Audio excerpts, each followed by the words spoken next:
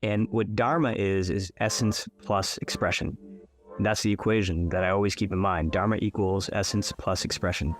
And when you're expressing this essence to the outside world, right, and you're sharing it with others, you're doing things that are beneficial not just to yourself, but to other people as well, you come alive in a brand new way, right? And I think this is the core of entrepreneurship in a lot of ways, is that when you can take something that really, really matters to you, and you can, in some creative way, begin to share that with others, you come alive, right? You feel imaginative, you feel creative, you feel lit up. Meaning that if you can start with inner success, like you can start with something that actually really, really matters to you, right? That not only sort of will channel, I think, a deeper sense of meaning, but it ultimately, what I find, ends up increasing your likelihood of outer success as well, right? If you are doing something that really matters to you, you are more likely to get the exit, to get the victory, to get the win, the goals, whatever it is that you are looking and setting out to do. It works when you start with something that actually makes you come alive.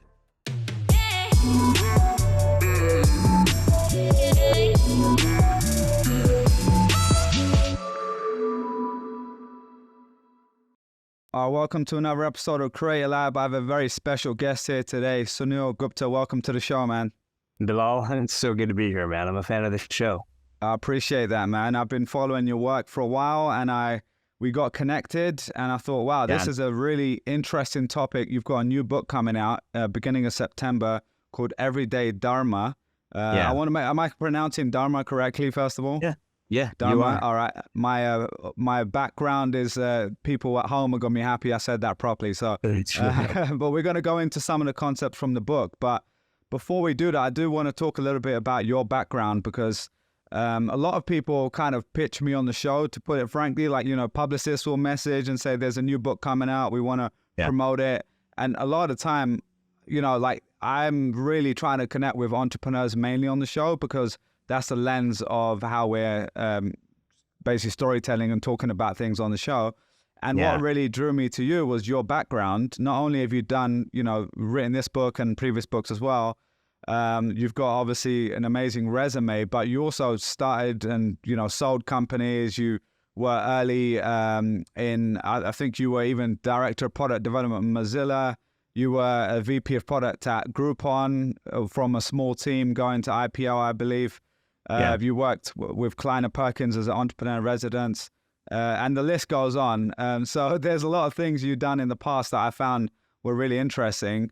And the reason I say that is because, to put it frankly, there are a lot of people that write stuff that haven't necessarily got real world experience, right? And and like they'll share, like, this is a way you should do something. But then often I'll look back and say, well, I know actions speak louder than words a lot of the time. And you've actually navigated a lot of these things, right? You've sold a company, gone through finding out your own purpose and that sort of stuff. So that is why I'm here to talk to you today. So thanks for coming on. Hey man, it's really good to be here. I love what you do and what you're building. And frankly, I love the journey you've taken to get to where you are as well, because I think that when we can bring that part of ourselves into these conversations, they always become richer and more productive. Yeah, I appreciate that, man. Yeah. And so tell me about the word Dharma, because I do want to, a lot of people might have heard that word. I was asking my girlfriend last night, and she's a big yogi, and she's not Indian, but she had heard the word. So what does it actually mean for people who've never heard of it? Yeah, and that's the thing, is that usually I find people who have like heard of it before, but they don't necessarily sort of know exactly what it means. And it's a word that's shared from Buddhist monasteries to Burning Man camps and everywhere in between, right? But if we go back to sort of like the original sort of definition of Dharma, it's really going to take us to the Bhagavad Gita, right? Which is the sort of Hindu text for living, in a lot of ways, sort of the Hindu Bible. And the way that the Bhagavad Gita defines Dharma is your sacred duty, right? And then the question really that unfolds from there is, duty to what? Duty to whom, right? And the answer really is duty to yourself, duty to that fire that's burning inside of you. And some people call this purpose, other people call it your gift, your calling, right? my grandfather, who first introduced me to the concept of Dharma, literally on a porch in New Delhi, I was 7 years old. He pointed me to the Indian flag, and the Indian flag was like waving in the distance. And he said, you see the center of the flag, there's a wheel. And he said the center of that flag is the wheel of Dharma, right? And the wheel of Dharma is important because what it really resembles is your life in a lot of ways. And what ends up happening with most people's lives is that wheel starts to spin faster and faster and faster, right? Each birthday seems to come up a little bit sooner than the one before it. Years start to squish together, as you get older. And we have a way of losing ourselves in that process, right? Losing who we are, optimizing our lives for things that are important, but maybe not the most important thing for us. And his advice to me was, you always have to find your way back to that center. You always have to find that way back to this essence of who you really are. And today, yeah, that's beautiful, first of all, but I'd love to go into your tangible ways to actually try to find that and discover that. And I've got, like you said, I have kind of been going through a bit of this process myself for a few years, trying to rediscover a lot of the things that gave me joy as a child, for example, and like the things I was naturally drawn to. But I think there's probably a difference between just things you're interested in and like maybe a true sacred calling or something like that. You mentioned your grandfather there. I'm curious to dig into a little bit about just what that household was like growing up for you. It sounds like he was in India at the time. I don't know if he ever lived in the States as well. But I'm just curious what your childhood was like. Where did you grow up? And what was your household like? Yeah. No, I grew up in Detroit, right outside of Detroit. Spent time in proper Detroit as well. Very sort of Midwestern lifestyle. My parents were both auto engineers. They worked for Ford Motor Company for over 30 years. I have an older brother who is 10 years older than me. So he's kind of like became sort of almost a third parent in a lot of ways. But I also had like an only child experience for a long time. He was out of the house by the time I was 6 years old. And, we remained very close, but it was also sort of very much like being at home type of experience. Dharma for me was not something that I found through religion, but it was always sort of this thing that I heard about, right? It was this thing that I would learn when I would go back to New Delhi. I would learn about it when I would go to the temple. But I was always very curious about what it was and what it meant. But the challenge, I think, for me, Bilal, and maybe you experienced some of this as well, is like my goal at that time was to be like as white as possible, right? I mean, I grew up in a white neighborhood, went to a predominantly white school. And I would go so far as to like overwear like Bruce Springsteen t-shirts just to show people that I was American, like born in the USA. I'm embarrassed to even like talk about this sometimes, but like I put white powder, baby powder on my face to make myself look more light-skinned. Yeah. I did everything I could to sort of fit in. And part of that meant taking all these concepts that I had sort of learned or kind of in the background for me and almost stiff-arming them to a certain degree, right? Like wanting to sort of distance myself from anything that felt Indian or anything that felt Eastern. And instead, I like really adopted the Western way of life, the hustle, the grind of it all. I became obsessed with this idea of like, let me become a very successful hotshot, somebody that people would write about in magazines, the kind of person that would, other younger people would want to be and look up to. That's what I wanted. And I didn't see any place for anything Eastern in that model, right? It was only until I got to this point in my life where I was so desperately burnt out that I was like, I'm following this way of life. And to a certain degree, it's working, right? I'm hustling and I'm grinding and I am seeing financial results and I am seeing, my LinkedIn get more impressive along the way. But I don't feel any happier as a result of all this, right?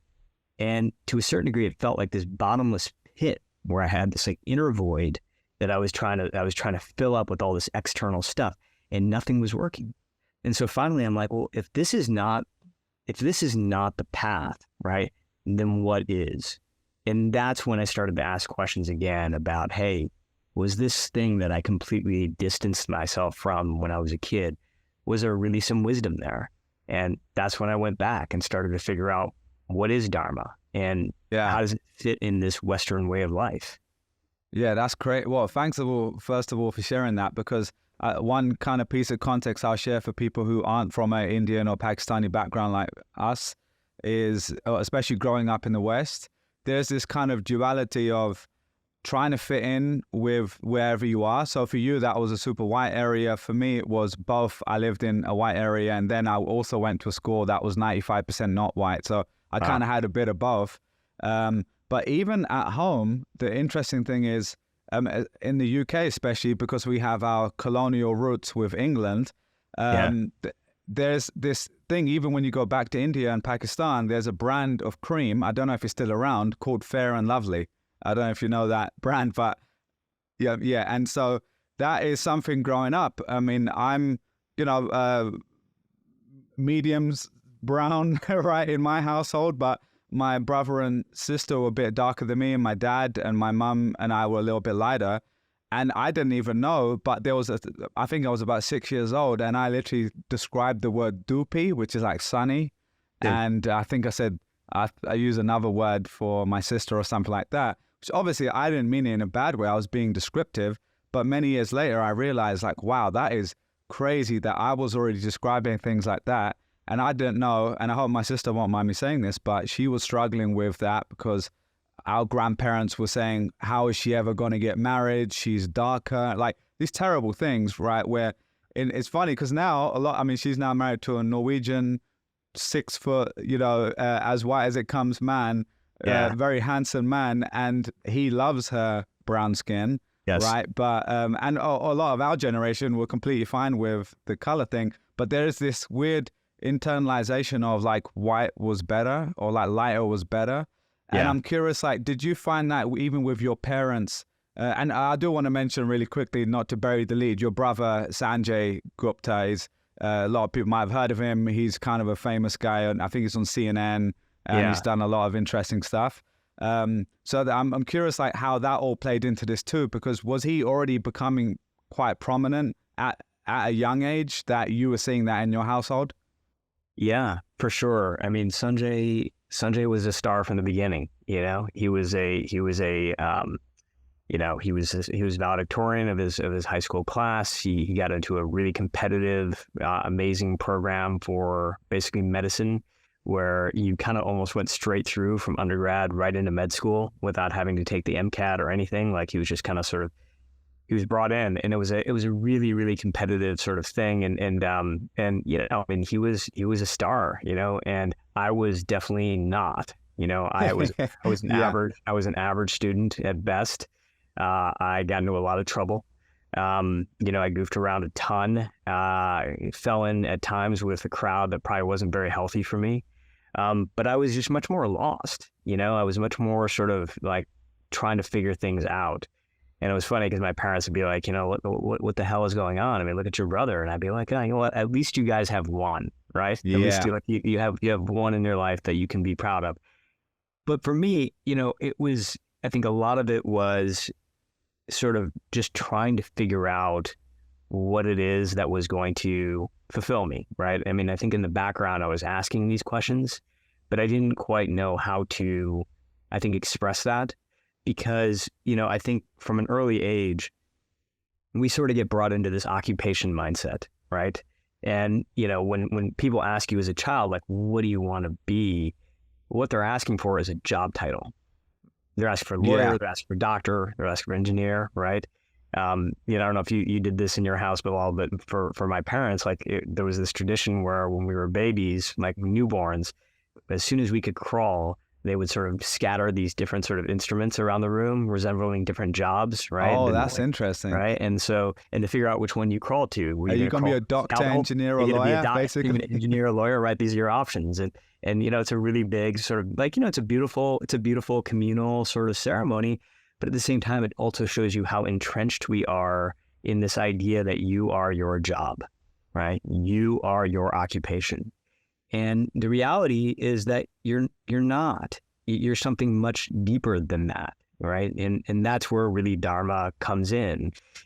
My grandfather described Dharma to me as your essence, right? It's this thing inside of you. And what Dharma is essence plus expression. That's the equation that I always keep in mind. Dharma equals essence plus expression.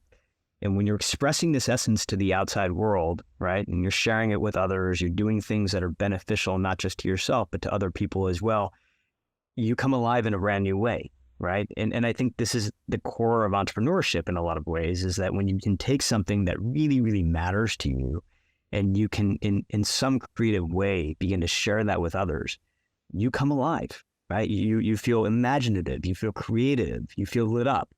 But on the other hand, when you are not expressing that essence, right? You're expressing somebody else's essence, right? Or you just don't know what your essence is. Like you're not tapped into that place.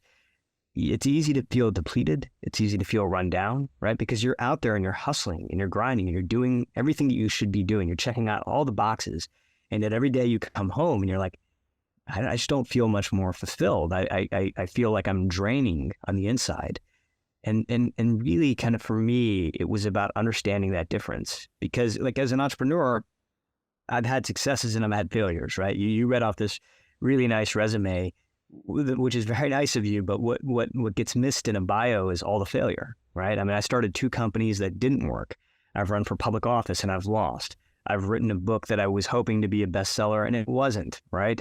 And there's all these sort of things, but I think success is a lousy teacher and failure can be a brilliant guide if you sort of follow it.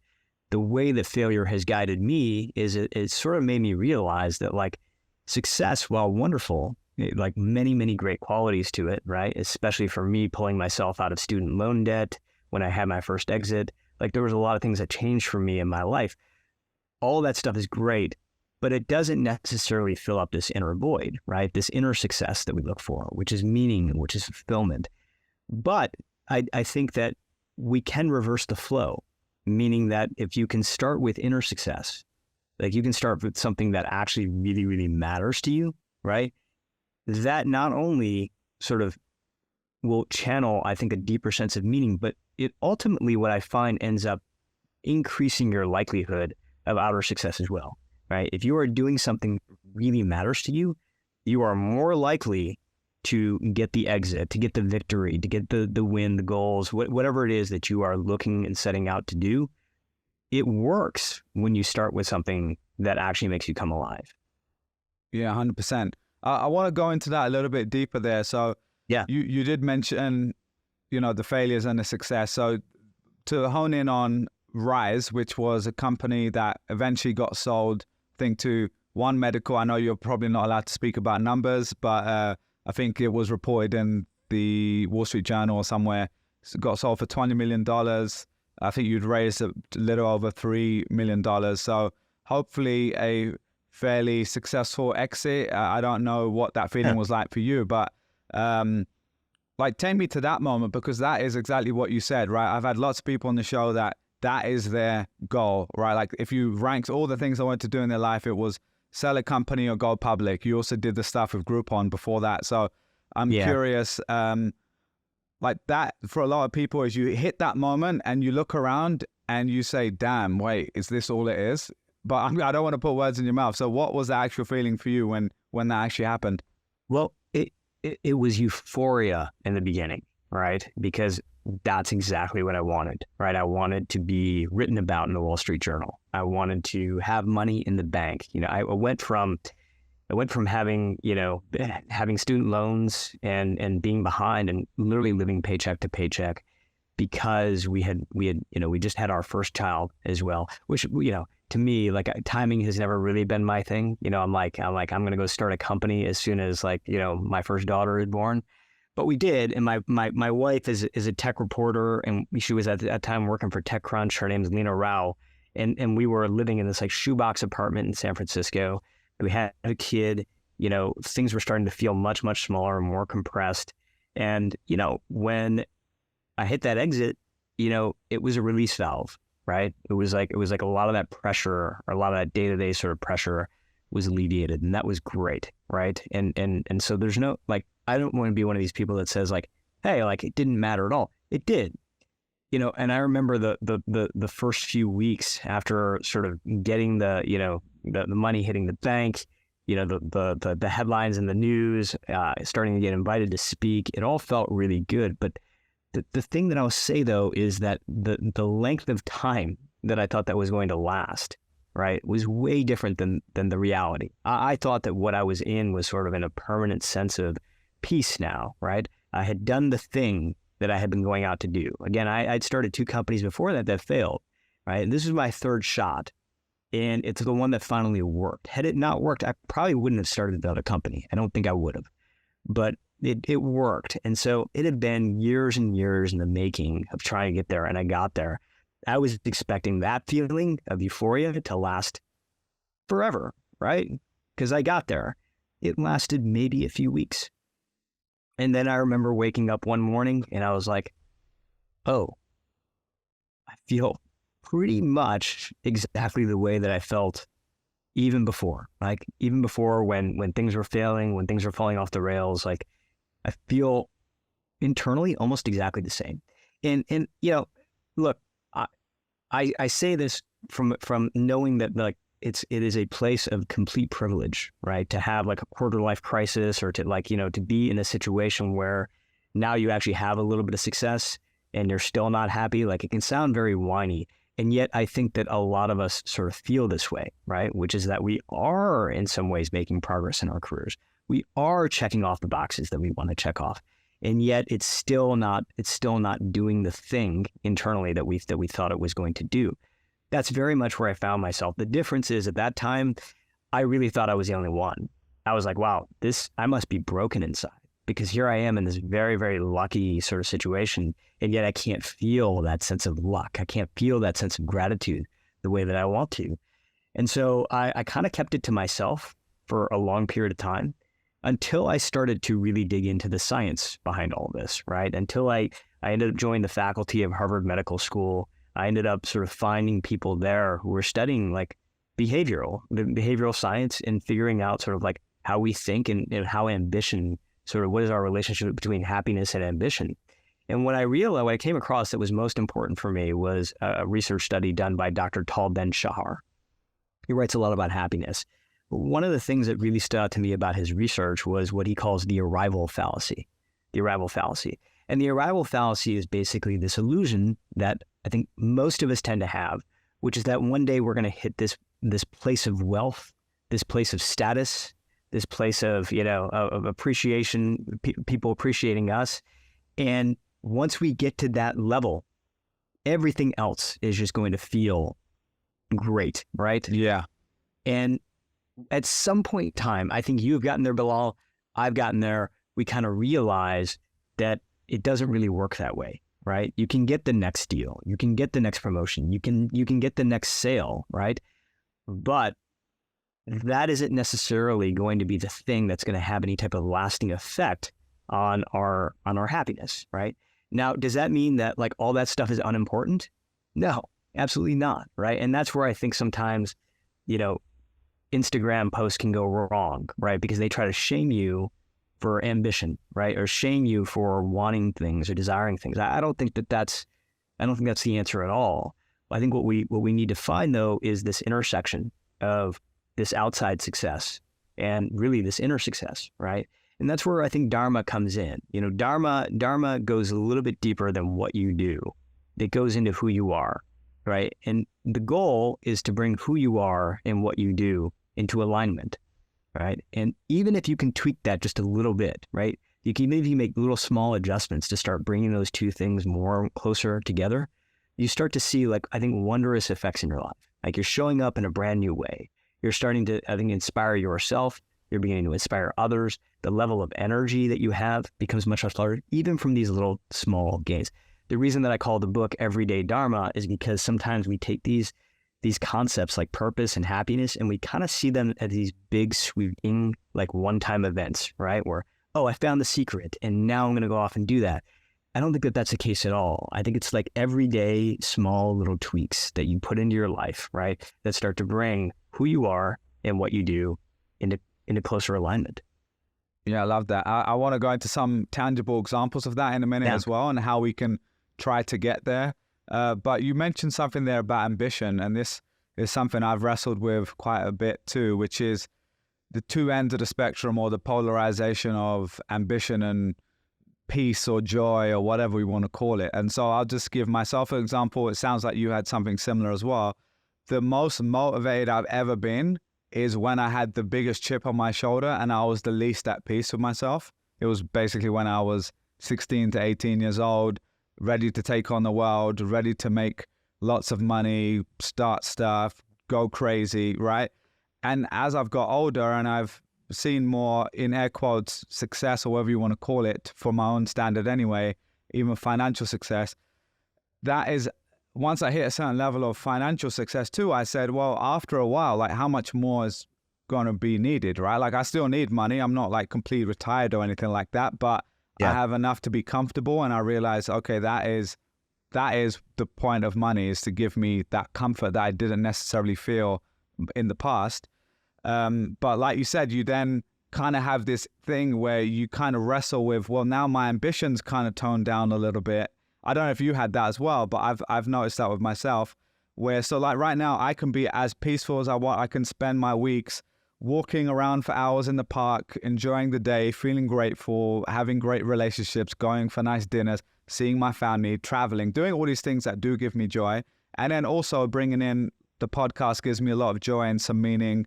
And there's that intellectual stimulation that I need. So there's a bit more of a balance, but there isn't that same, I'm going to take on the world attitude that I had at 16, and that raw ambition. And that's something I've almost craved getting back. But then I know there's this thing where when I get to that, I'm often unhappy in other ways. So first of all, do you feel that, is that common from your, research and experience? And two, like, is there an answer to that? I love that we're getting into this. I mean, these are the questions, right? Because, I think the formula is that in order to have high ambition, you have to sort of shrink your joy, right? It's this idea of suffering. Like it's the suffering entrepreneur, it's the suffering artist, right? We have to suffer in order to get the results that we want. The only thing that I will say about that is that true? And has that been true for you? Because I can tell you, for me, I'm exactly the same. Like I was the person with the chip on my shoulder, needing to grind it out, needing to hustle hard, needing to do all that stuff. But if I look back on that time, I don't necessarily believe anymore that the times when I was hustling the hardest or grinding it out the most, that I was producing the best results. At least not in the long term, right? I mean, in the short term, if I wanted to pull an all-nighter, a few all-nighters in a row in order to get something done, yeah, okay, I got that thing done. But then to what end, right? I'd spend the following 2 weeks after that burnt out, right? Tired, right? I wasn't building. I wanted to build for the long term. Like when we think about ambition, I think ultimately what we're talking about is long-term stuff, right? We want to build something that has a legacy. We want to build something that has impact. We want to build something that changes lives, right? That's long-term stuff.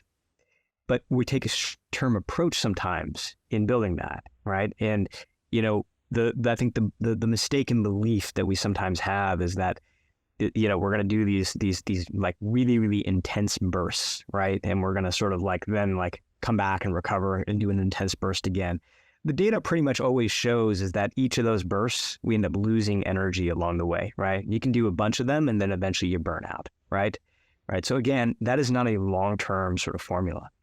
So for me, absolutely, I fell into, I think the common sort of pattern of I have to shrink my joy in order to increase my ambition, or I can go the other way. I can increase my joy, but in order to increase my joy, I have to shrink my own ambition. I no longer think that's true. I think you can have ambition and joy, and I think you can put them on an equal level. And I would argue that for you, Bilal, taking the walks in the park, having that time, while it may seem like you're escaping your work, I would actually argue, based on what I know for you, that it's probably in a lot of ways fueling your work. Right? Yeah, definitely. Yeah. Like, do you feel like when you take these walks, you're actually coming up with some of your most creative ideas. Yeah, and I think it actually came from when I used to work at Google, and one of the most popular course there was something called Managing Your Energy. It sounds kind of just very woo and basic, but it's a whole week, and it was oversubscribed. It was like a year waiting list for it, and I kind of internalized all these ideas of all the things you can do to manage your energy and bring that energy back. So for me, it is going for a walk is one of the best things I can do for keeping my energy levels high. The other one is obviously strenuous exercise. And so, to answer your question directly, yes, it definitely is when I've taken a break from the screen and being in front of it that I'm getting the best ideas. But beyond just that, I also think that's almost looking at it from a lens of needing to be productive. And I'm not saying that's what you were saying, but that's often our default. Whereas for me, it's just the act of going for a walk in itself is a moment of joy. Maybe joy is a strong word there, but it's just a nice, peaceful moment that I like doing. And so I think I'll come on to that again, but I want to let you finish what you said there. No, I mean, I think what you're saying, I think is very well evidenced, right? There's a lot of research behind this, which is that they surveyed tens of thousands of people and asked them, hey, where do you come up with your best ideas? Where do you come up with your best work, your best insights? And the answers were like scattered. They were everywhere. I get my best ideas when I'm walking in nature. I get my best ideas while I'm driving my car. In the shower, a lot of people in the shower, taking a walk. These were the most common answers, right? You know what very, very few people said? At my desk. Yeah. Sitting at my desk. Yeah, definitely not. Yeah. Right? But the world, like the formula almost, right, we have is to like sit down and like bang your head at a desk and try to figure out a problem, trying to get things done, right? You know, like one of my favorite stories from the book was like, I never knew this about Albert Einstein, but I was digging into his story because I felt like he was a very interesting example of Dharma. And you know, what I found is that he would like literally like spend very, very little time at his desk, right? Which is like crazy because when you look at the photos of Einstein, oftentimes they're like showing him at a desk and he's got like, almost bleary-eyed. He's got like test tubes around him. But no, man, this guy was riding his bike. He had a boat. He had a sailboat, and he would just like wander it around in the areas that he was in. I mean, he was a true wanderer, and he valued for his productivity what he valued almost more than the act of sitting at his desk or even being with colleagues is what he referred to as wandering time. Just building lots of wandering time into his schedule, right? Because it was during that wandering time that he ended up coming up with the deepest insights, right? And again, I think that brings us back to this joy and ambition where they seem like they're kind of tugging at each other, like a tug of war in our lives, but there are ways to make those two things into harmony. And I think wandering time is a beautiful example of that. Yeah, I like that phrase as well, wandering time. This episode is brought to you by LinkedIn Jobs. These days, every new potential hire can feel like a high-stakes wager for your small business. You want to be 100% certain that you have access to the best qualified candidates available. That's why you have to check out LinkedIn Jobs. LinkedIn Jobs helps you find the right people for your team faster and for free. It's super easy to create a free job post in minutes on LinkedIn Jobs. Add your job and the purple #hiring frame to your LinkedIn profile to spread the word that you're hiring. Simple tools like screening questions make it easy to focus on candidates with just the right skills and experience so you can quickly prioritize who you'd like to interview and hire. Finding great talent is always at the top of the list for every entrepreneur I've had on this show, and they know that adding the right person can 10x their business, and many of them use LinkedIn Jobs for that. It's why small businesses rate LinkedIn Jobs the #1 place in delivering high quality hires versus leading competitors. LinkedIn Jobs helps you find the qualified candidates you want to talk to faster. Post your job for free at linkedin.com/creator. That's linkedin.com/creator to post your job for free. Terms and conditions apply. There's two things I want to go into there. One was ambition and the other was suffering. We'll start with ambition because I realized when I asked that question, I guess my default kind of idea of what ambition was on this scale was, well, ambition is wanting to create this big company or be successful in your career or whatever else it is, financially successful. And I feel like that is quite a Western centric version of what ambition means. And even when you look at history, I just did another podcast. I was on someone else's pod, Paul Millard, who has he has a book called The Pathless Path, and he kind of explains a lot of the history around like where the culture of work came from. And from my understanding, if that book is correct, a lot of it came from kind of like it's fairly recent. Like there was periods of time where you going to a job or going to a factory or whatever it was that became popular wasn't the default. And I'm not saying that's how we should live today, because we live in a different world. But there is this idea maybe that we went in one direction, and maybe there needs to be a correction in a way where our idea of what ambition even means doesn't necessarily have to be that thing of, oh, so-and-so made a company and sold it, or is successful in a newspaper or on magazine.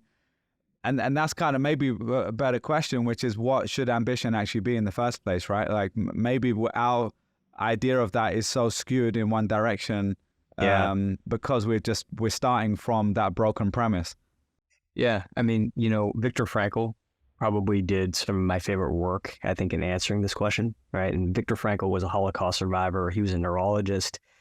And he also is the author of a book called Man's Search for Meaning, which is, I go back to that book at least once a year. I've read it too. Great book. It's amazing. I mean, I think in terms of just story plus insight plus research, you can't combine things in a better way than he did. One of the things that I think that he really sort of talked about near the end of his career was a look back on everything that he had learned. And what he was basically saying is that if you look at prior generations, even, 2-3 generations behind us, what you'll often find was sort of this push-pull between money and meaning, right? Which mattered more when it came to ambition? Was it money or meaning? And I think the premise 2-3 generations ago was that if you made enough money in your life, you would be able to create meaning, right? You could use money to create meaning, and ultimately that was the formula. What Frankl was starting to argue is that was changing. And as he was surveying young people, like Johns Hopkins, he did a research study with them, and it was like thousands and thousands of college students who were right about to graduate, and they were asking, what is the most important thing for you? They found that it shifted from money to meaning now being the top priority.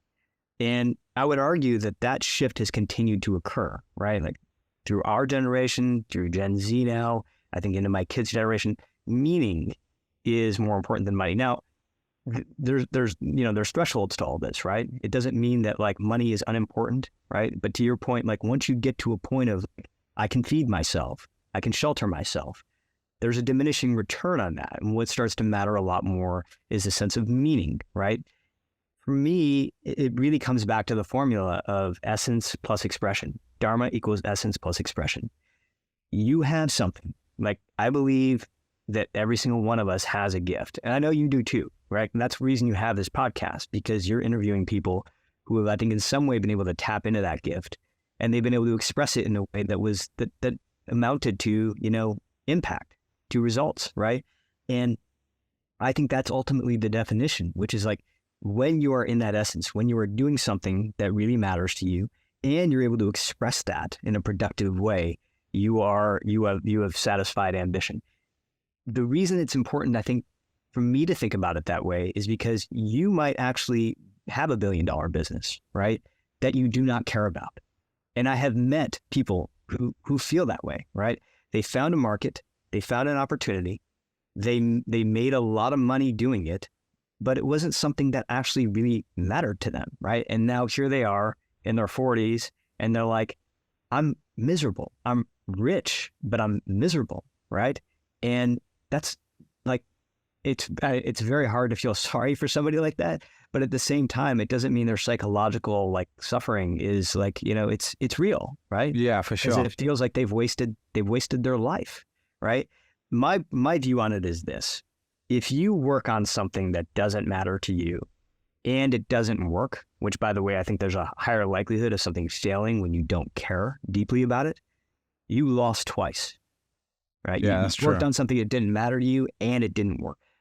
But if you work on something that really, really, truly matters to you and it doesn't work, well, I think you win either way, right? Like you did something. You did something that you felt was important to you. You did something that you felt like was experiential for you. Like for me, with Rise, the reason that company worked is because it was a one-on-one coaching service, right? We did nutrition coaching, right over your mobile phone. It was started in 2013, right before sort of like the major wave of like health apps came to be, right? So we were one of the first ones to kind of get out there. And, you know, the reason that it worked wasn't because we didn't have the same setbacks as my companies that failed. We had all those setbacks.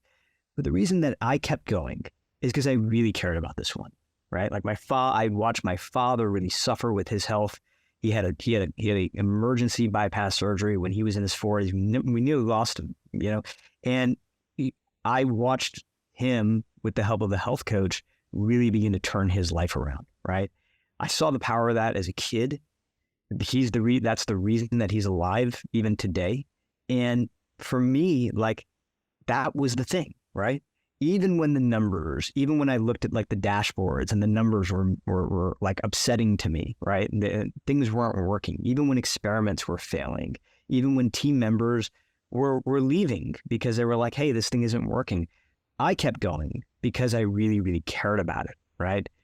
And I always had this belief that maybe you do as well, though. I was like, if I was working on something that really mattered, of course I didn't want to fail, right? Failure is not like, it's not sexy. It's a great teacher, but I didn't want to fail. But I always felt like, hey, listen, if this thing fails, I'm not going to look back on it and like regret it. Like, because again, it was something that made me come alive in the first place. Yeah, I love that, man, for sure. No, that's beautifully put. And nice to hear that your dad's doing better now too, because yeah, like you said, that is one of the craziest things to witness, is just the deterioration of a parent or a loved one. And even yourself, like I've gone through a similar thing in the last year where I've really changed so many things about myself in a positive way, specifically with my health. And that has been literally the number one priority for me. And that is another big part of this, right? Like when I look back at when I was down or when I was feeling depressed or not feeling that fire in myself, a lot of it was probably just because I wasn't looking after myself, right? I was sleeping 4 to 5 hours a night. I was eating out all the time. I was going out all the time. I was just not living a very healthy life. And that is just, there's a physiological thing there too, of just how you feel every day. And a lot of that comes back to that idea of like, how do you manage your energy? Are you doing the things that are giving you that balance, that rest time as well is really important. Even for someone like me who's an extrovert, like I've now appreciated with my girlfriend being a massive introvert, like I need that recharge time as much as anyone as well. I want to go into those tools to actually find some of your, you know, the calling, the Dharma that we've talked about. But just one comment on the suffering was another idea to bring up is, I think the word suffering obviously sounds like such a negative word, and it is in most cases. But there's a guy, David Goggins. You've probably seen him on the circuit as well. He's a funny dude. But I don't agree with lots of the things he says.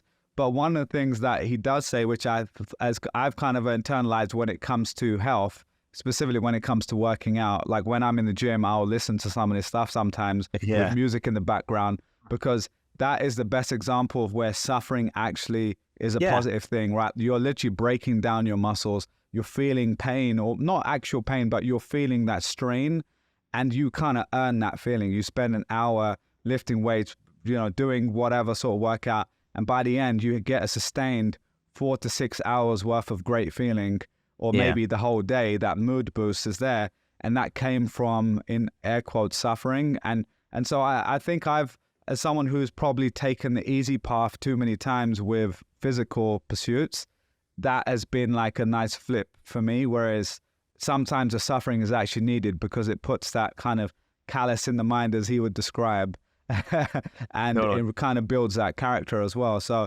but yeah, I just wanted to mention that. And I don't know if you have anything else to add to that. I think it's a really good metaphor as well, because I think, so, like, you know, stress and pressure is not always unhealthy. In fact, it can actually be a really good thing, right? And striving can actually be a really good thing, right? And I think it's what we do in our best workouts, is we're striving to hit a higher limit, right? one of the things I love about sort of the workout metaphor is that what do you do after you work out? You recover, right? And you're recovering if you're in a good workout pattern, which I've been in points in my life where I've been in terrible workout patterns, and then type of my life where I've been like in great workout patterns. When I was in great workout patterns, recovery was a really important part of that. But critically, like recovery wasn't a reward for what I had just done. Recovery was a preparation for what I was going to do next. Yeah. Right. And I think that's a really subtle but important shift for me and I think for all of us to consider, which is that are you rewarding yourself with these rests and recoveries? Meaning, are you seeing that as something that you have to deserve because you grit it out, right? Or can you flip that to say, hey, actually, I'm going to recover right now because I know that if I recover right now, it's going to make me in the next meeting or the next pitch or whatever it is, far more creative, far more collaborative, right? Far more energetic, right? In the same way that we recover so that we can go into our next workout and strive for even higher things. Yeah, I love that. Yeah. I think the metaphor for exercise is really helpful because it is the perfect balance of putting in work, putting in energy, but then getting both the benefits. And even just a muscle example of you break down your muscle for it to become stronger, right? And like you then need to refuel and your muscle builds at night, really, when you're sleeping, you're resting and covering. There's actually an idea you talk about in the book about the running world's 85% rule, since we're talking about this, which is about creating balance. Could you explain a little bit about that? And maybe this is within the area of, well, I'll just let you explain what that is and how it relates to what we're speaking about. Definitely. Yeah. So Carl Lewis, famous Olympic sprinter, won many, many medals. One of the things they were trying to figure out about Carl Lewis is he had this very unusual sort of way where he would actually start in the back of the pack, but find his way to the front of the pack. And it was defying a lot of conventional wisdom because for most runners and for most races, if you weren't in the front of the pack by the halfway mark, you lost the race, right? But Carl Lewis would always start in the back of the pack and just subtly advance his way to the front. And one of the things that, a coach started to observe when they really carefully studied how he was running is that unlike other sprinters, he wasn't starting out the gate at 100%. He was starting out at 85%, but he was maintaining that 85% all the way through. So other sprinters would like start out the gate as fast as they could, and typically they would start to get a little bit gassed by the end. Carl Lewis was 85% all the way through, and he was sort of almost in like this really almost beautiful way, almost start to whisk by his opponents. He became one of the most winningest, racers in Olympic history for that reason. And, the 85% rule is something you may have actually heard it been talked about. Tim Ferriss has talked about this. I heard Hugh Jackman, the actor, talking about this as well, is that it started to make its way out of the sports world into business. It started to make its way into, investing and acting. Is this idea of like, when we're at this 100% mark, when it's all out all the time, we get gassed, right? Yeah, you burn out. But is there this 85% sort of smooth, relaxed, but intentional energy, right? Because kind of getting back to what we're talking about, Milal, like sometimes we confuse relaxation with unambition, right? A lack of ambition. But these two things can coexist. And we see it all the time, right? We see it especially amongst athletes and musicians and people who are performers who are doing their best work. They're not coming out on stage like gritty and tight. They're coming out on stage like loose, right? And relaxed. We see this in race car driving, by the way. Race car driving is a great example, which is like one of the hardest things drivers have to learn how to do is ease their grip on the steering wheel, right? Because if they grip too tight, they miss a lot of the direction of the road and they end up crashing into, they crash into objects. But you have to sort of almost tune in. In order to tune in, you have to relax your grip. So instead of like a 9 out of 10, you're gripping it like more like a 5 or a 6 out of 10. The same thing is true, I think, in our daily lives, which is we kind of feel that in order to get through hard things, we have to like grip at a 10 out of 10. What the 85% rule is basically saying, no, you can dial that back, right? And if you dial that back to about an 8.5 out of 10, what that allows you to do is free up some of the creative energy, right? Some of the sense of flow that we know that is actually like highly correlated to not just success, but like sometimes the highest peak performance. Yeah, no, that's a really nice way to put it. I think the other guy I've heard kind of talk about this, maybe without describing it as 85%. There's a guy called Faraz Zahabi. He's an MMA trainer. He was on Joe Rogan many years ago. It's one of my favorite podcasts, because he's, a high level elite coach, like physical coach. He trains a lot of the top athletes, but also he was a very philosophical guy. I found it quite a really cool mix. And that kind of changed my mind around training specifically, because, if we put David Goggins, who I mentioned before, in the 10 out of 10, 100 out of 10 intensity running 100 milers, 17 weeks in a row, crazy level, which is obviously not what most people should be doing, what anyone should be doing. But his approach was, no, every day I want to train you to 8 or 9 out of 10, so that you've got, like, let's say you're lifting weights, you should be able to still lift 1 or 2 reps, he said, because that means the next day you can still come to the gym again. And that's an idea of, like, just longevity is more important, and being consistent is obviously more important than just going once, going crazy, and then never going again, right? And that is something I've found, like, I've struggled with, because I'm an all or nothing sort of person naturally, and finding balance has been, a challenge, but also kind of a nice, like, I found more of an equilibrium with it now. I know we're almost, and close to an hour in, and we're now going to get to the meat of actually the tools that you can use to try to tap into this for yourself. So I know in the book you've actually got real tangible kind of tools or techniques that you can try to figure some of this out for yourself. So what are some of those? Yeah. One of the ways that I sort of changed the way that I looked at purpose, calling, Dharma, right? Like, is that I often sort of felt like I needed to go out and find it, right? I needed to, read a ton of books, listen to a ton of podcasts. I needed to travel. I needed to do all these things. And these things are great, by the way. I love doing all of that. But what I realized is that this essence that we're really talking about is something that's already inside of you. It's already inside of you. It likely has already been inside of you for a very long time. And in fact, one of the healthiest conversations we can have sometimes is with people who knew us when we were kids, to kind of go back to those memories and say, like, what was I like? What did I enjoy? Because sometimes we forget those things. And really the basis of the book is kind of like, it's kind of like Michelangelo would look at a sculpture, right? He would look at a block of marble and he would say, there's already a sculpture inside, right? All I have to do is sort of peel back the layers that are in its way. And I think Dharma is very much the same. You have this thing, it's been inside of you always. It has never left your side, but it's been buried. It's buried in I think, goals. It's buried in expectations. It's buried in judgments. It's buried in other people's priorities. And oftentimes what we just need to do is we need to chisel back the layers. And in the book, I offer some ways to do that, right? And I'm constantly working through these myself just to kind of figure out what are new chisels that we can use. One that I really like is sort of a flip on the question that sometimes we ask, which is like, if success were imminent, like if success were guaranteed, what would you go do, right? I actually like to flip that question, right? And I ask, if failure was guaranteed, what would you go do, right?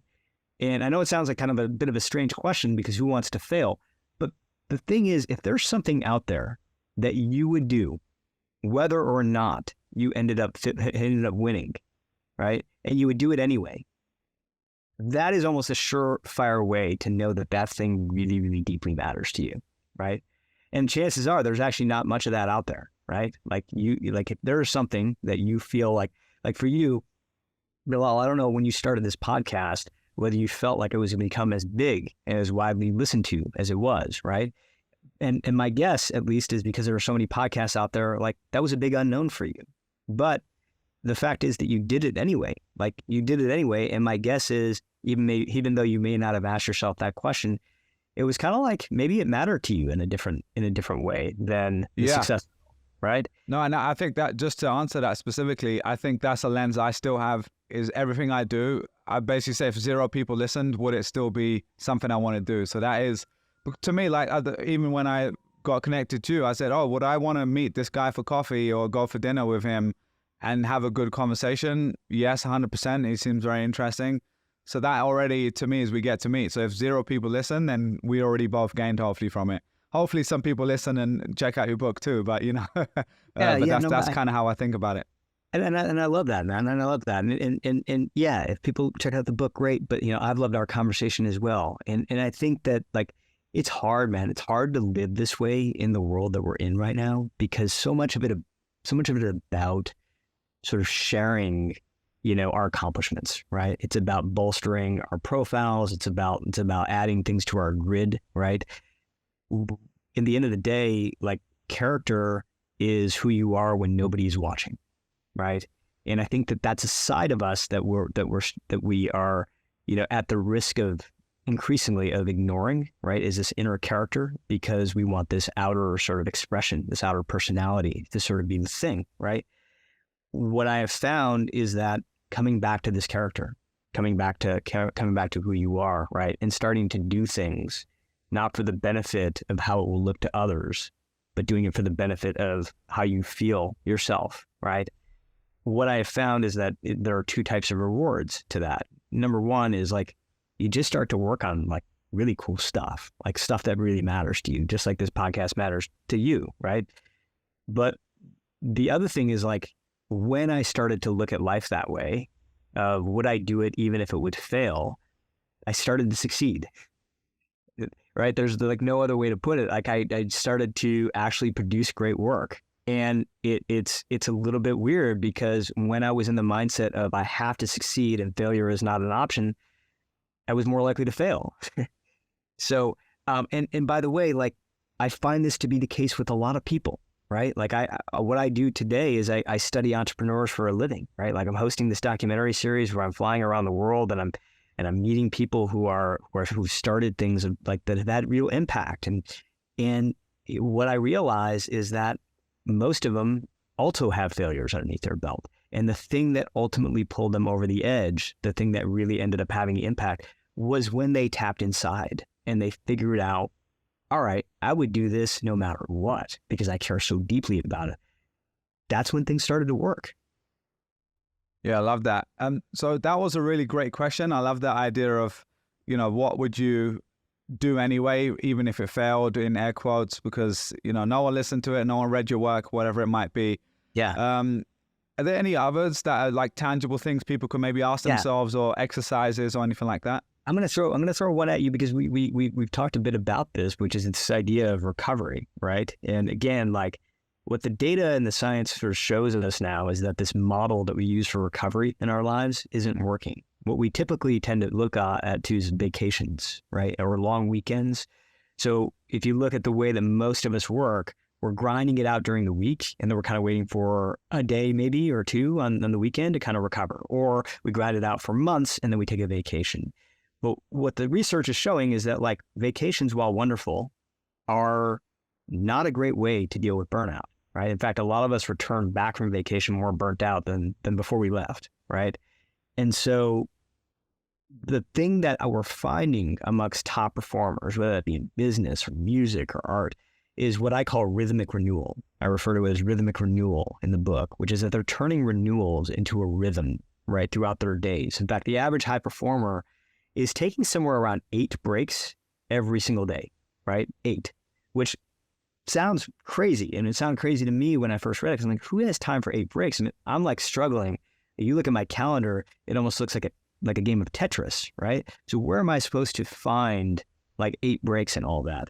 And the way that I've brought this into my life is through what I call the 55-5 model, 55-5, which is that for every 55 minutes of work, whenever possible, I'm building in 5 minutes of focused, deliberate recovery, right?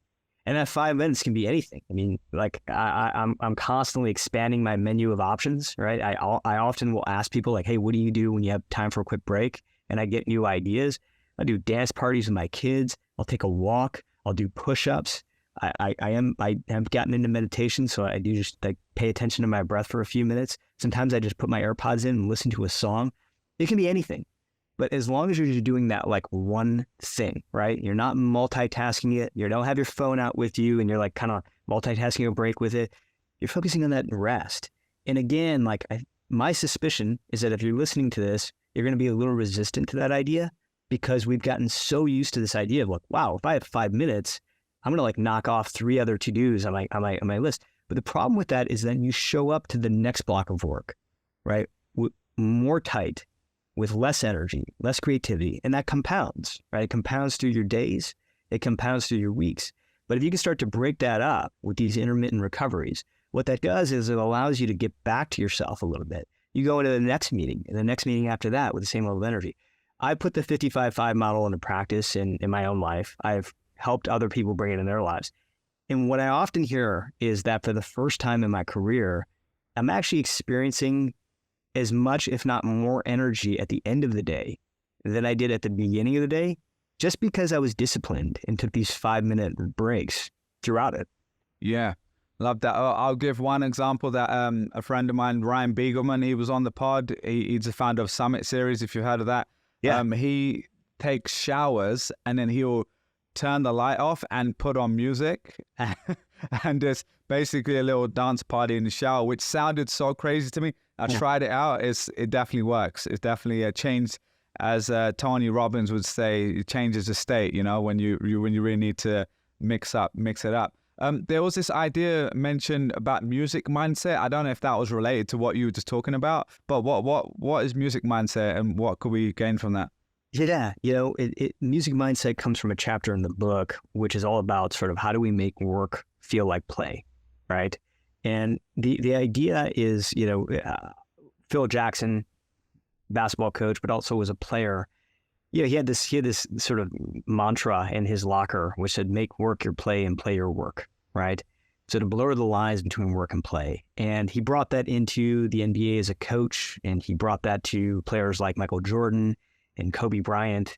And he was seen as sort of like kind of a hippie mentality by the other coaches, but you know, one of the coaches that had won more championships than any other coach and groomed some of the best players through this mentality of blurring the line between work and play.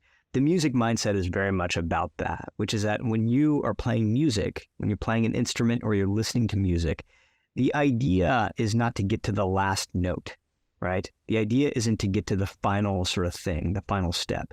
The idea is to enjoy every moment in between, right? You listen to every note. You listen to every stanza, right? That's important, right? Oftentimes we start, I think, our lives in the music mindset. Like when I have an 11-year-old and a 6-year-old. When I watch them play, it's never about like, when is this going to be done or when is this going to be over, right? They're kind of in the moment, right? And they're enjoying sort of like what's happening sort of in between. They're in this music mindset. As we get older, though, it becomes so much about goals. It becomes so much about outcomes that everything that we're doing, right, almost feels sort of geared towards like the end, right, instead of what's happening right now, right? But again, bringing it back to music, like if we were all about the outcome, we would go into a symphony and we would hear just the last note, right?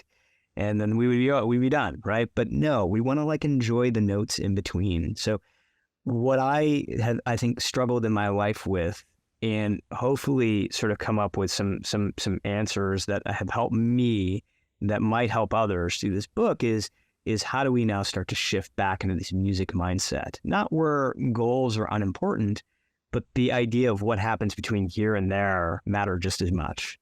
Yeah, I like that. I like that analogy. And yeah, definitely Phil Jackson is a great example because he was, I think, quite revolutionary at the time because so many people saw him as this hippie, like you said, but he brought a lot of cool ideas. I think those people are always really interesting to study because for me, it's football, like soccer football. And because it's something like, for me, I'm a big Arsenal fan.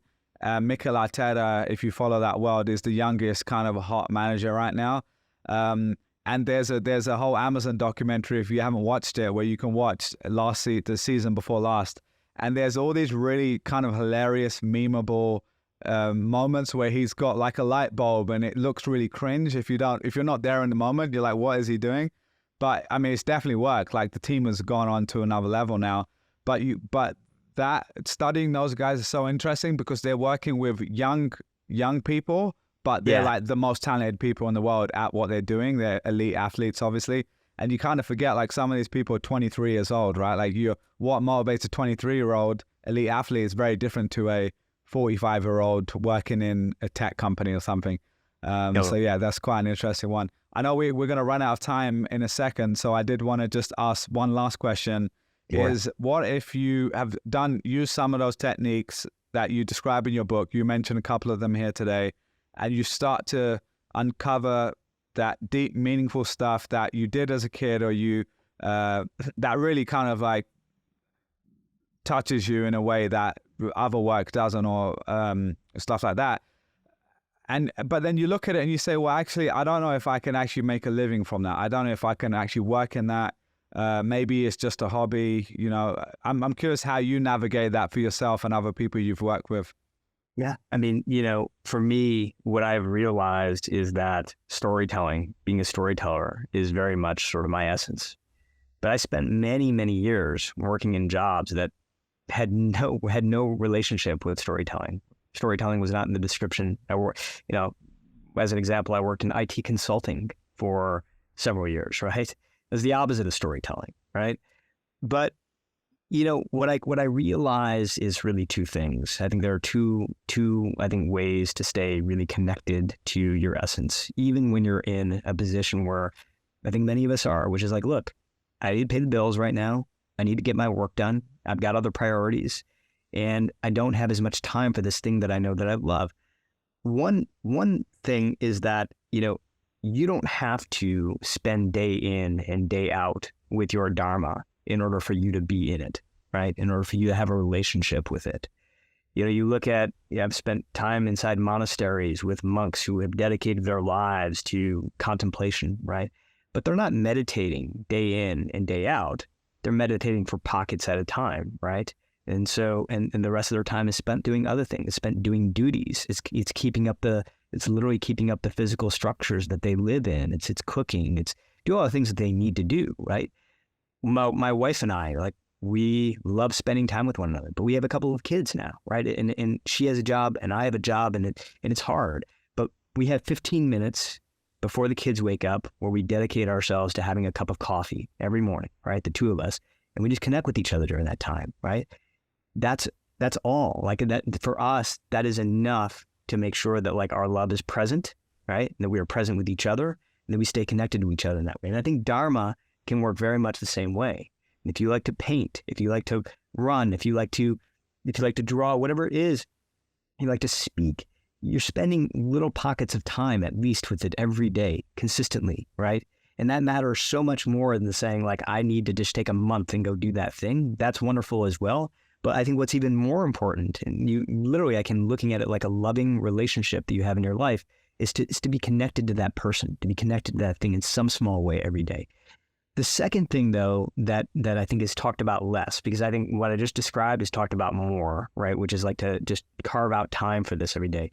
What's talked about less is that how do you then bring this thing, the persona of this thing, into your other work, right? So, for example, I worked with an accountant who felt like he was an artist at heart, right? And he wanted to be an artist, but his parents pushed him into a more quantitative field. Artists don't make money. Go do that. He became an accountant, became pretty good at it. Like, he's a successful accountant today, but he felt like he left this part of him behind. And what we sort of worked on together, and what he's been able to do, is sort of now start to say, like, I am an artist, right? I may be working as an accountant, but to remind himself each day of, I am an artist. And one of the tricks I like to use is to literally write that down on a piece of paper, write down that thing about yourself, and keep it in your pocket, right? And what I noticed is that for me, when I said I'm a storyteller and I walked into like IT consulting meetings, I started to bring that essence of me out, right? Like, I started to say, hey, by the way, like, I noticed this one thing for the client, right? And I would actually break into a little anecdote, right? And I would tell them, right? Or I just had the style of being like a storyteller, right? In my mind, I'm like, nah, you aren't an IT consultant. You are at your heart a storyteller. And I could bring that energy to it. And it allowed me to stay connected to it. Had I not done that, I'm telling you, Bilal, I never would have done what I've done. I never would have written books. I never would have written the articles that ended up becoming the books. Like, I wouldn't have pursued that, because I would have been so lost in the world of tech and consulting, a world that didn't matter as much to me. But because I was able to sort of just stay connected to that thing, right? Even at heart, even if it wasn't in my schedule, but it was in my heart, that was what ended up sort of paving the path for me to pursue it as a profession down the line. Can I ask just the last question is how did you figure out for yourself that the storytelling was your essence? Because I would do it for free.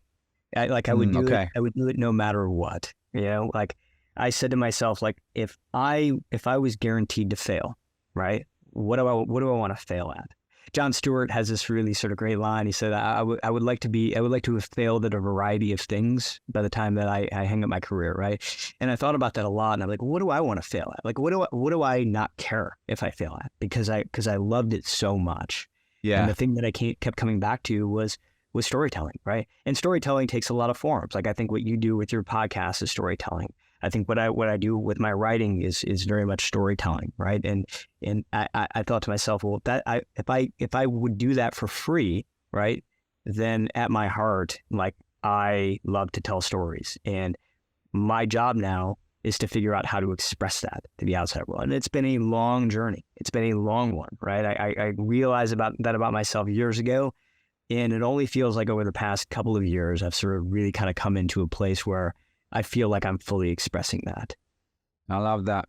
Oh, a beautiful way to end that, man. I hope you still got that in your pocket or in your bag that you carry with you. I will say I worked with this guy in the past, and he talked about this idea of the adventure hat, and just having a physical hat when I was traveling was this reminder to myself, like this is a really big part of the way I am. I'm an adventurer, That's cool. Yeah, and I think having a physical thing like that, a note in your pocket, is actually a beautiful way to put it. Thanks again for coming on the show, man. I know we ran over a couple minutes there, so I want to let you get over to your next meeting. Go check out the book. We will obviously link to it in the description. I think by the time this comes out, it'll be very close to when the book's coming out. I think it comes out September the 5th. So go check that out everywhere you get books. Essence plus expression is Dharma. Thanks again for coming on the show, man. Appreciate it. Thanks, Bilal. Appreciate it, man.